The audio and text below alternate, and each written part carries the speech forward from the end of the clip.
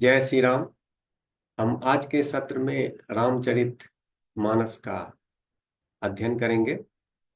तो रामचरित मानस का शाब्दिक अर्थ है राम के चरित्र।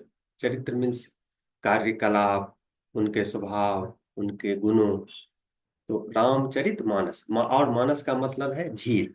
तो रामचरित मानस राम के स्वभाव, उनके गुणों, उनके उन्होंने जो बड़े बड़े काम किए, उसका झील है, उसका संकलन है। तो रामचरितमानस गोस्वामी तुलसीदास द्वारा अवधी भाषा में लिखित एक महत्वपूर्ण धार्मिक ग्रंथ है, हिंदुओं का महत्वपूर्ण धार्मिक ग्रंथ है।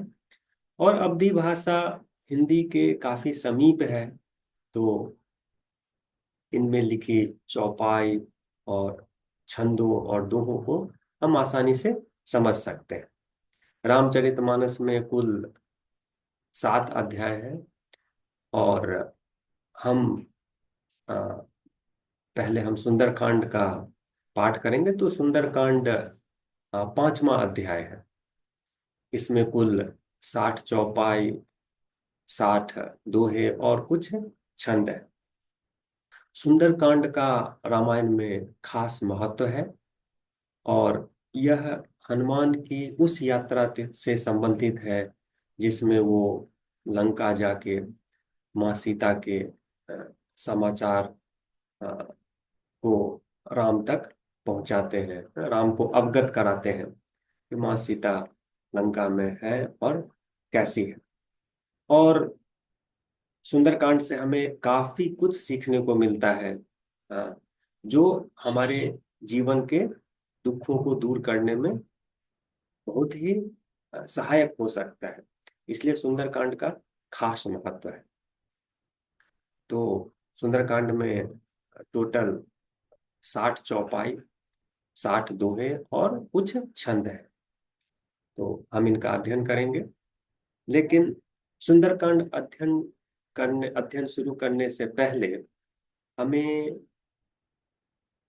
मतलब पहले के चैप्टर, नो, 4th चैप्टर जो किष्किंधा कांड कहलाता है, उसका अंतिम चौपाई और छंद का पाठ करना चाहिए, समझना चाहिए, जो प्रस्तावना का काम करेगा।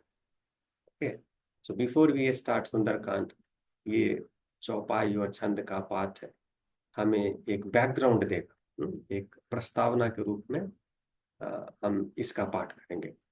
तो जैसा आप देख सकते हैं कि स्क्रिप्ट, चौपाई, छंद, ये मैंने आईआईटी कानपुर के वेबसाइट से लिया है।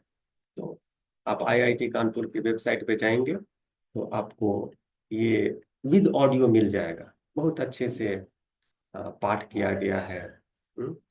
तो ये लिंक मैं कमेंट में शेयर करूंगा, आप वहां जाके सुन सकते हैं। लेकिन उसमें अर्थ नहीं है। तो यहाँ मैं पाठ के साथ साथ अर्थ को भी बताऊंगा। तो हम शुरू करते हैं। तो ये प्रस्तावना है सुंदरकांड का, जो चैप्टर 4 से लिया गया है, किष्किंधा कांड से। किष्किंधा कांड का अंतिम चौपाई और छंद है। तो हम शुरू करते हैं। अंगद कहाई जाऊं मैं पारा, जिय संशय कछु फिर बारा। जामवंत कह तुम सब लायक, पठई किनी सब ही कर नायक।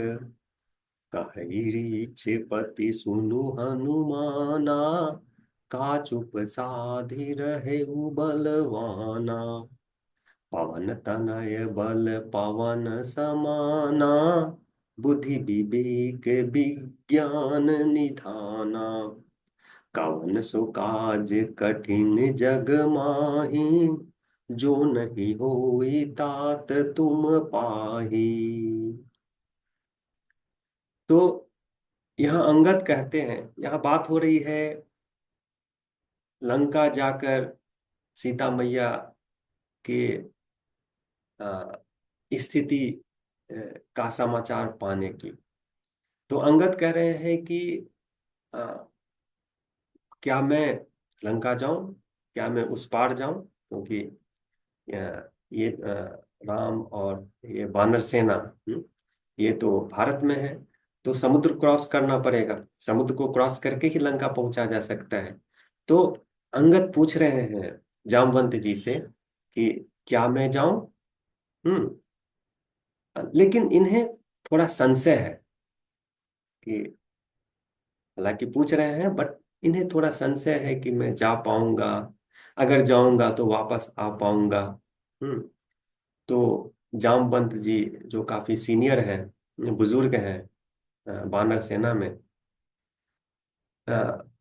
किसी का मन छोटा यहाँ ये सीखने वाली बात है कि कैसे अपने लोगों को मैनेज करना है, कैसे अपने कम्युनिटी, अपने संगठन को मैनेज करना है, और उनके जोश को बरकरार रखना है।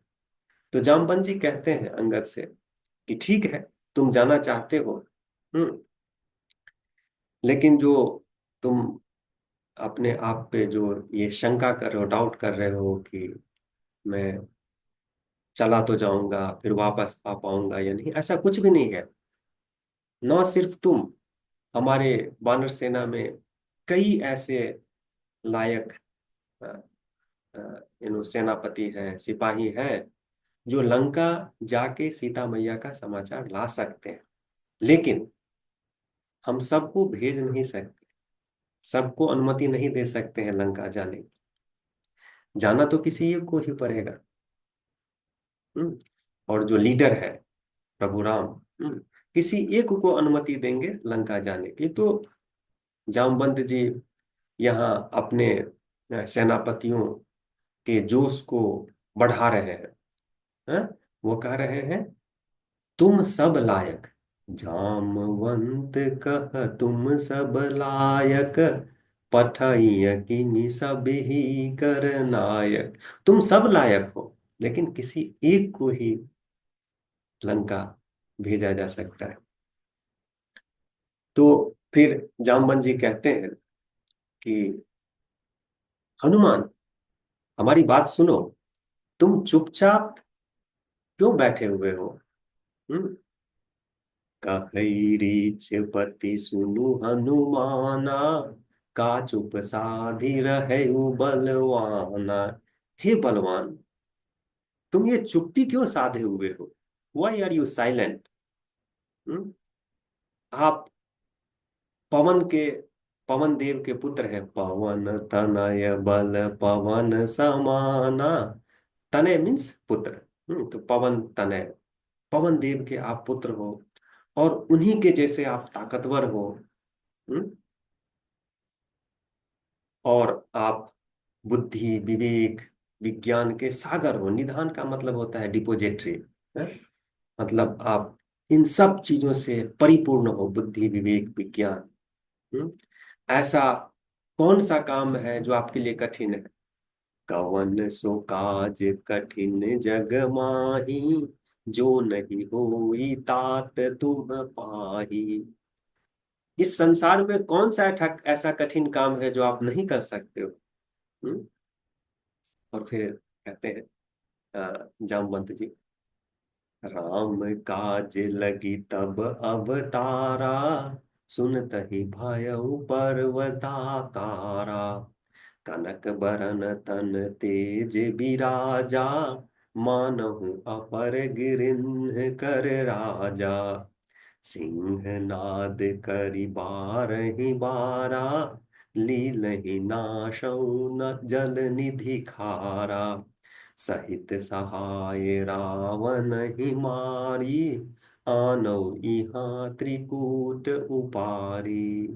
हम्म तो जामवंत जी कहते हैं कि आपका अवतार, हनुमान से कहते हैं कि आपका अवतार राम के काम करने के लिए हुआ है। और अ, जब हनुमान जी ऐसा सुनते हैं कि यू नो उनका अवतार राम की सेवा के लिए हुआ है, राम का काम करने के लिए हुआ है, तो वे पर्वत का आकार धारण कर लेते हैं, मतलब काफी बड़े हो जाते हैं। सुनता ही भयो पर्वताकार। और जब पर्वताकार हो जाते हैं, means when he becomes enormous, तो उनका बदन कैसा लग रहा है? उनका बदन सोने जैसा चमक रहा है। हाँ? कनक बरन तन तेज विराज, अब ब्रिलियंस भी है। तेज है उनके शरीर में। हाँ? सोने जैसी चमक है। ऐसा लग रहा है जैसे वो पर्वतों के राजा हो। सिंहनाद करि बारहि बारा, लीलहि नाशौ जल निधि खारा। और वो जोर से गर्जन करने लगते हैं, मतलब अपने जोश का परिचय देते हैं। जैसे है ना, हाउ इज योर जोश, सिपाही लोग बोलते हैं। तो वो गर्जन करते हैं, गर्जन करके पूरी वानर सेना में जोश भरते हैं। और कहते हैं कि मैं तो खेल खेल में ये समुद्र का जल जो है उसको खत्म कर दूंगा, निगल जाऊंगा। लीलहि नाशौ जल निधि खारा, जल निधि मतलब ये जो समुद्र का जो जल है, खारा जल, उसको मैं खेल खेल में निगल जाऊंगा, नाश कर दूंगा। और सहित सहाय रावण ही मारा, आनो इहाँ त्रिकूट उपारी। और रावण को उसकी सेना के सहित, हाँ, मैं खत्म कर दूंगा। और त्रिकूट पर्वत जिस पे लंका बसा हुआ है, उस पर्वत को ही उखाड़ के मैं ले आऊंगा। हम्म। लेकिन अब देखिए, वो जोश भर रहे हैं अपनी सेना में। लेकिन उसके साथ साथ उनमें विनम्रता भी है। यही चीज सीखने की है। हनुमान से क्या सीखने का है? विनम्रता, कितने विनम्र हैं। एंड ही सर्विस ओरिएंटेड सेनापति है, लेकिन सेवा की सोचते हैं, हमेशा सेवा की ही सोचते हैं। कैसे राम की सेवा करें, कैसे हम अपने सेना की सेवा करें, राजा की सेवा करें। छोटा बड़ा, रैंक डजेंट मैटर, सेवा ही उनकी भावना है।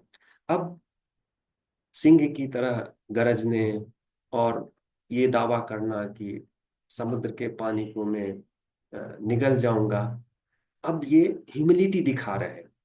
कैसे? जामवंत जी सीनियर हैं। ओके, तो जामवंत इससे बहुत हम्बली पूछ रहे हैं।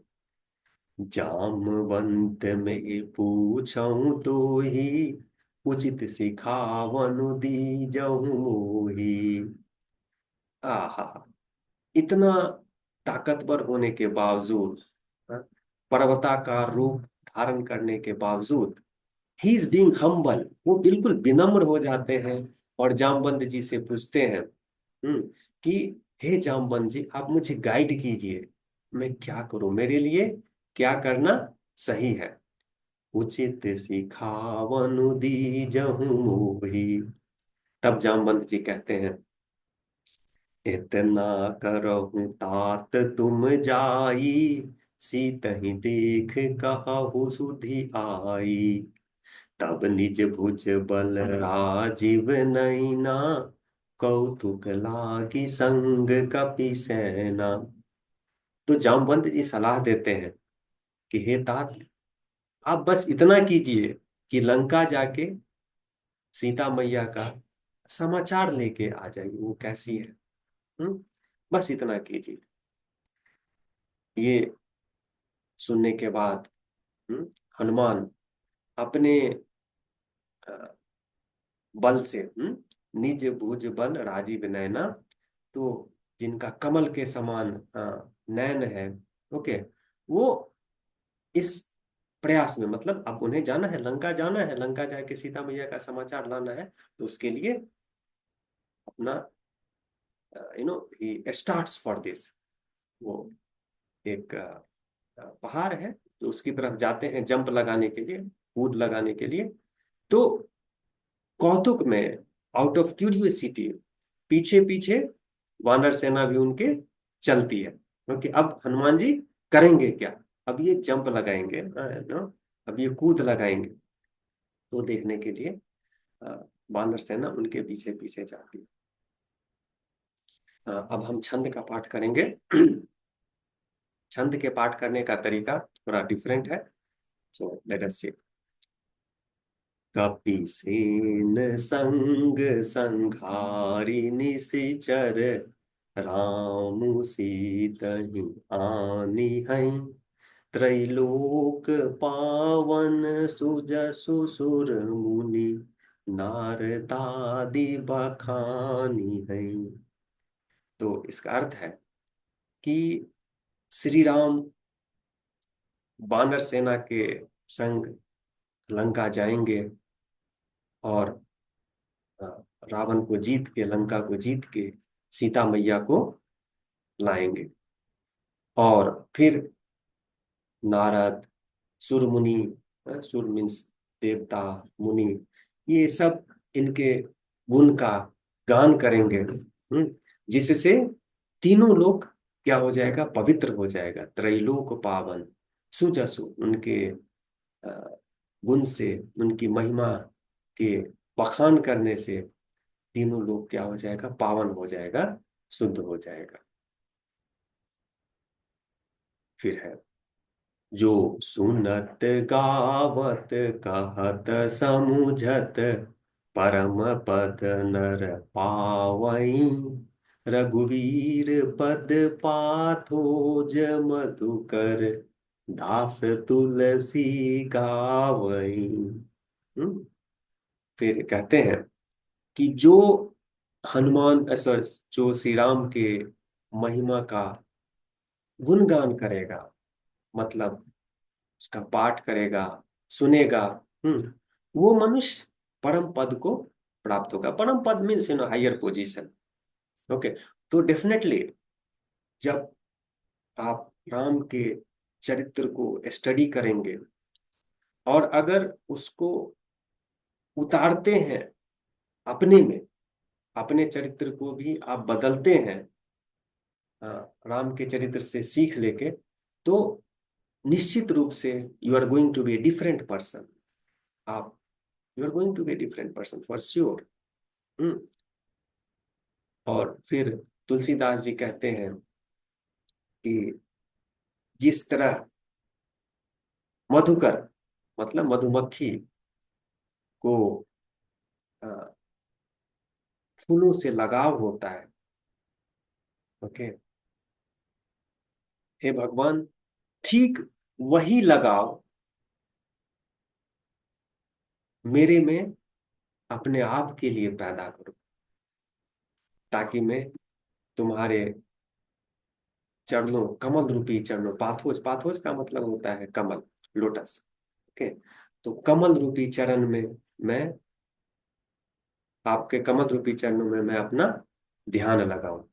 तो यहाँ तुलसीदास जी भगवान राम से भक्ति की मांग कर रहे हैं, भक्ति भावना। और ये भक्ति भावना बहुत ही अच्छी भावना है। ओके। और वैज्ञानिक रूप से भी ये सिद्ध हो चुका है कि अगर हम में भक्ति भावना हो तो हम मानसिक रूप से तनाव मुक्त रहेंगे, और उस मानसिक अ, स्थिति का प्रभाव हमारे पूरे शरीर पे पॉजिटिव होगा, और हम कई सारी बीमारियों से दूर रह सकते हैं। फिर ये अ, दोहा है। दोहा के पढ़ने का तरीका थोड़ा अलग होता है। भव भेषज रघुनाथ जसु, सुनहि जे नर अरु नारी। तिन्ह कर सकल मनोरथ, सिद्ध करहीं त्रिशिरारी। तो तुलसीदास जी कहते हैं कि जो मनुष्य, नर और नारी, मीन इरिस्पेक्टिव ऑफ सेक्स, आप मेल फीमेल हर कोई सुन सकता है, पढ़ सकता है। तो जो प्रभु राम के चरित्र को सुनता है, उनके यश को, उनके क्रियाकलाप, उनके स्वभाव के बारे में जो सुनता है, ये उसके लिए जो सांसारिक दुख है उसके दवा का काम करता है। आप तनावग्रस्त हैं, आप दुखी हैं, राम के यश को सुनिए, संभावना है कि वो सब दूर हो जाएगा। भव भेषज, मेडिसिन ऑफ वर्ल्डली मिजरीज, ये भव भेषज का मतलब है दवा। किस चीज का दवा? ये जो सांसारिक कष्ट है, दुख है, उसका दवा। भव भेषज रघुनाथ जसु, सुनहि जे नर अरु नारी, तिन्ह कर सकल मनोरथ, सिद्ध करहि त्रिसरारी। सो त्रिसरारी यहाँ भगवान राम को कहा गया है, त्रिसरा का वध करने वाला, तो त्रिसरारी। तो ये जो लोग श्री राम के चरित्र को सुनेंगे, निश्चित रूप से उनके मनोरथ, उनकी मनोरथ पूरी होगी। ओके, ऐसा तुलसीदास जी कह रहे हैं। तो डेफिनेटली जब हम श्री राम के चरित्र को सुनेंगे तो हम अपने चरित्र को बदलेंगे, हमारे चरित्र में बदलाव आएगा। और उस बदलाव का प्रभाव क्या होगा? हमारी अ, मतलब हम जो चाहते हैं, we will be able to achieve that. Okay, contentment भी आएगा, तो हम पागलों की तरह ये चाहिए वो चाहिए वो भी नहीं रहेगा। कंटेंटमेंट आ गया तो बहुत कुछ मिल गया। तो स्पिरिचुअल इंटेलिजेंस तो यही है कि you know we stay content. तो ये संतुष्टि, संतुष्टि हमें मिलेगी। संतुष्टि मिलने के बाद क्या चाहिए? कुछ भी नहीं चाहिए। फिर कहते हैं, नीलोत्पल तन श्याम काम, कोटि शोभा अधिक, सुनियता सुगुण ग्राम जासु, नाम अघ खग बधिक। आहा। तो तुलसीदास जी कह रहे हैं, श्री राम का शरीर श्याम है। कैसा? जैसा नीला कमल होता है, नीलोत्पल। हम्म, ठीक वैसा ही श्री राम के शरीर का कलर है, टेक्सचर है।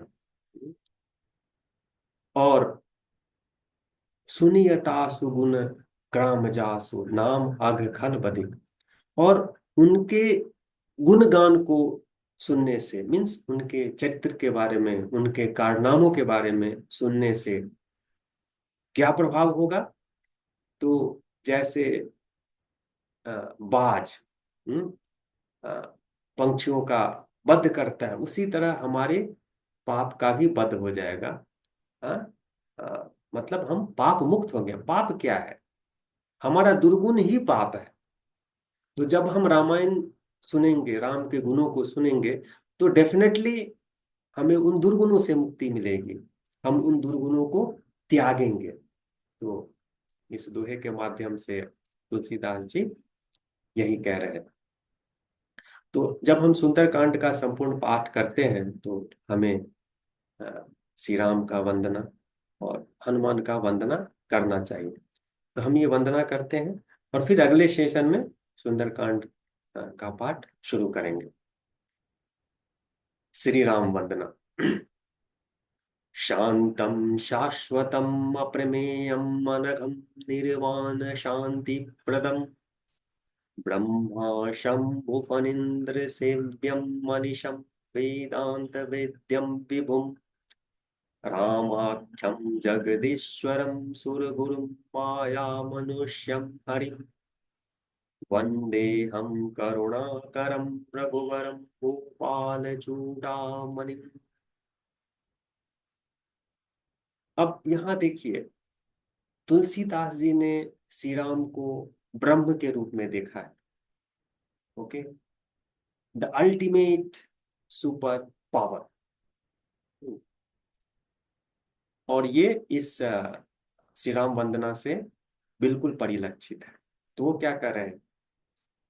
श्री राम यू नो ब्रह्म के रूप में क्या है? बिल्कुल शांत है, शाश्वत है। शाश्वत मीन्स जो काल के परे है। हम्म, जिसका ना कोई आदि है ना कोई अंत है। अप्रमेय, अप्रमेय मीन्स जिनका कोई लिमिट नहीं है, जिनका कोई लिमिट नहीं है। ऑल परवेसिव, जो हर जगह है। अनघम, जिसमें कोई पाप नहीं है, जिसमें कोई दुर्गुण नहीं है, जो खराब है ना। नग, अनघ मतलब हुआ पाप से रहित।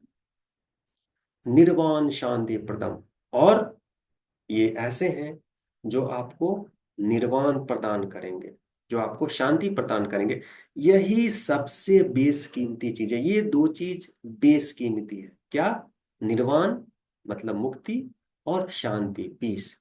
तो भगवान राम के गुण सुनने से आपको ये शांति और निर्वाण प्राप्त होगा, liberation and peace, most valuable thing. फिर कहते हैं, ब्रह्मा शंभु फणींद्र सेव्यम मनीषम वेदांत वेद्यम विभुम। तो ब्रह्मा, अ, शंभु, शंभु का मतलब है शिव। फणींद्र, फणींद्र यहाँ फन मीन्स ये नाग, तो फणींद्र का मतलब होता है शेषनाग। ओके, तो ये लोग ब्रह्मा शंभु फणींद्र ये सब इनके अनिश मतलब लगातार सेवा में लगे हुए हैं। तो ये जो संसार जो चल रहा है, ये ब्रह्म ही चला रहे हैं, राम ही चला रहे हैं।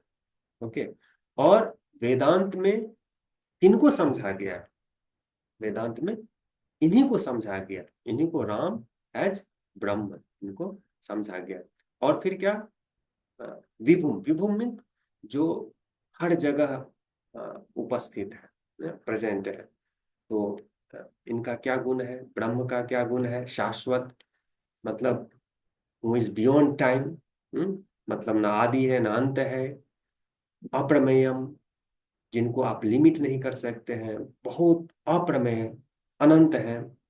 ओके, जिसमें कोई खराबी नहीं है, जो हर जगह उपस्थित है, और जो मुक्ति और शांति प्रदान करने वाला है।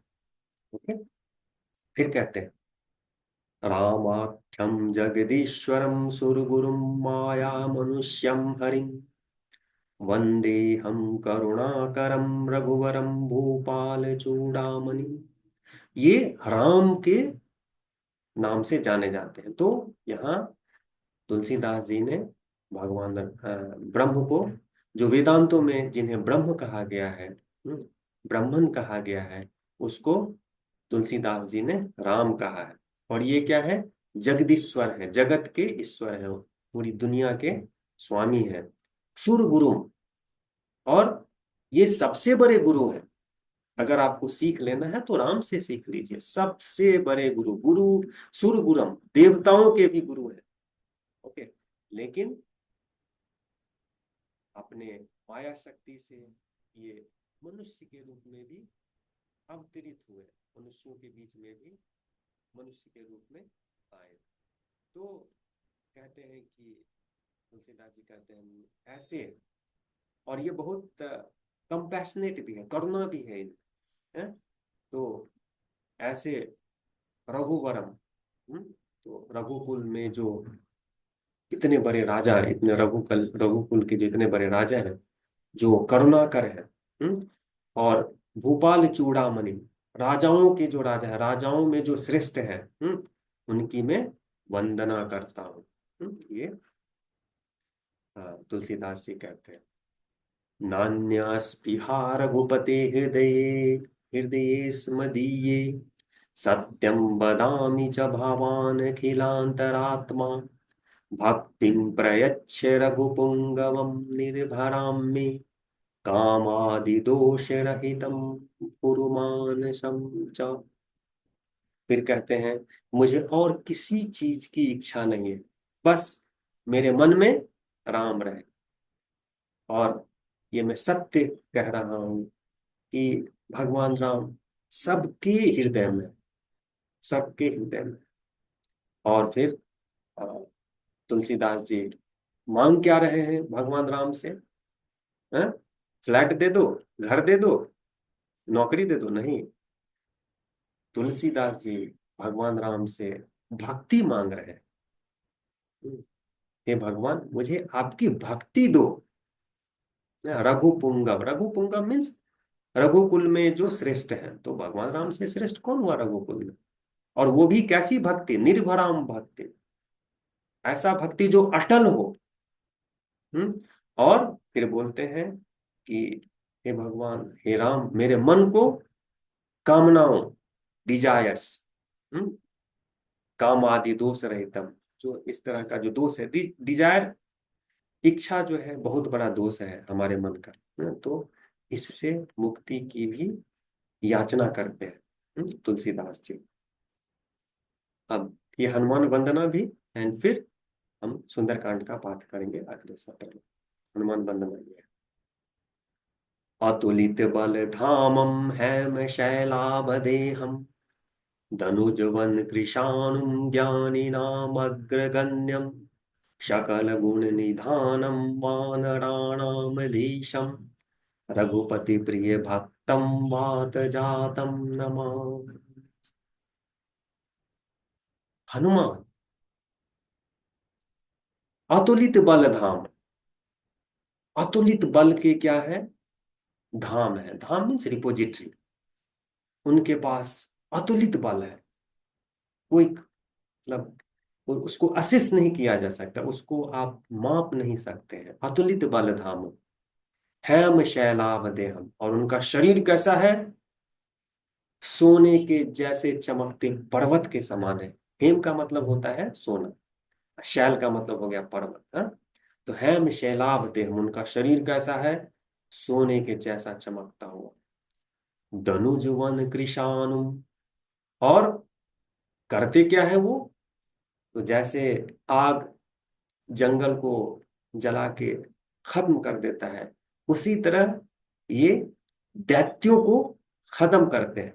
दैत्यों से यहाँ तात्पर्य है बुराई, बुराई को खत्म करते हैं। ओके।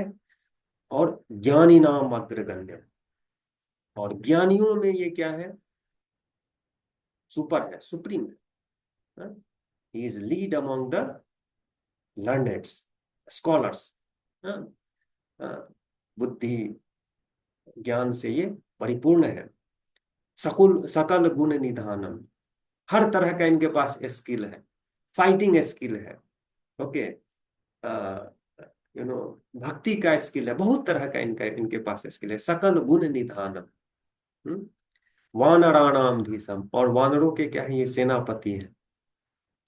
रघुपति प्रिय भक्तम, और भगवान राम के प्रिय भक्तों में से एक है।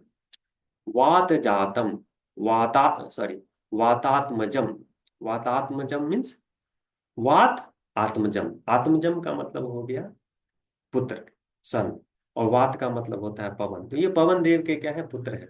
वातात्मजम नमामि, और इनको मैं नमस्कार करता हूँ। इसका फिर से पाठ करते हैं, बिकॉज आई थिंक मैं इसको सही से पढ़ा नहीं। अतुलित बल धामम हैम शैलाभदेहम, धनुजवन कृशानुम ज्ञानिनामग्रगण्यम, सकल गुण निधानम वानराणामधीशम, रघुपति प्रिय भक्तम वातात्मजम नमा।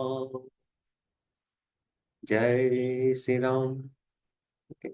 और इस तरह हम आज के सत्र का अंत करते हैं, और अगले सत्र में हम सुंदरकांड के पहले चौपाई का पाठ करेंगे, और उसके अर्थ को समझेंगे। और इस पाठ से हम अपने जीवन को, हम अपने चरित्र को बदलने का प्रयास करेंगे। धन्यवाद।